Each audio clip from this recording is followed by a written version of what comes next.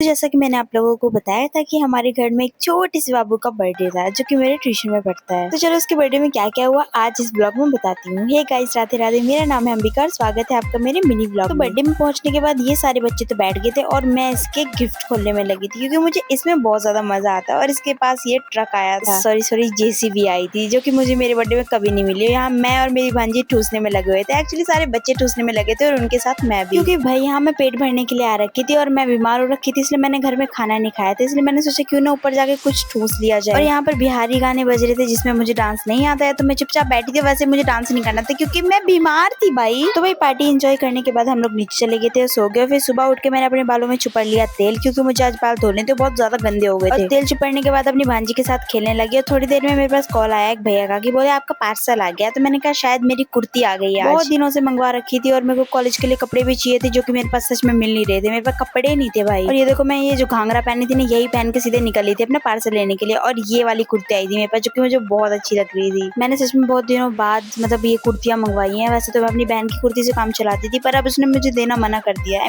देने से मना कर दिया, तो खुद खर्चा मुझे करना ही पड़ रहा है। और उसके बाद मैंने मंगाया था ये बैग। मुझे लग रहा है ये जो कंपनी में नहीं ले जाते अंकल और वैसा सा लग रहा है, बट क्या पता कॉलेज में अच्छा लगे। बाकी यार कमेंट में पक्का बता देना, तभी लेकर जाऊंगी, वरना मैं लेकर नहीं जाऊंगी ये बैग। उसके बाद शाम हो गई थी और मैंने सोचा क्यों ना थोड़ा बाल धुल लिए जाए, क्योंकि गंदे बहुत ज्यादा थे और तेल लगा हुआ था और मुझे मार्केट भी जाना था, इसलिए मैंने बाल धुल लिया। और फिल्टर लगा के मैं आपको अपना थोपड़ा दिखा रही हूँ, क्योंकि बिना फिल्टर के तो मेरा थोपड़ा बहुत गंदा लगता है। तो भाई बाल धुल के मैं सीधी चल गई थी मार्केट के लिए, क्योंकि मम्मी ने कहा था कुछ सब्जियां लेनी है और मुझे भी कुछ लेना था। मतलब मेरे को ना बाहर की चीजें खानी थी, क्योंकि एक दिन अगर मैं बाहर की गोलगप्पे ना खाऊं या फिर कुछ ना खाऊं, पता नहीं मेरे को ना अजीब सा लगता है। तो यहाँ से गोलगप्पे पैक करा लिए और सीधे ले गई घर। बाय द वे ये गोलगप्पे मम्मी ने विधि के लिए मंगवाए थे और मैंने सोचा क्यों ना एक लपेट लिया जाए। तो विधि को स्टोन पेपर सीजर के गेम में लगाया और गोलगप्पे लपेट लिया। बाकी आज का व्लॉग यहीं पर खत्म करती हूँ। मिलती नेक्स्ट व्लॉग में, बाय बाय।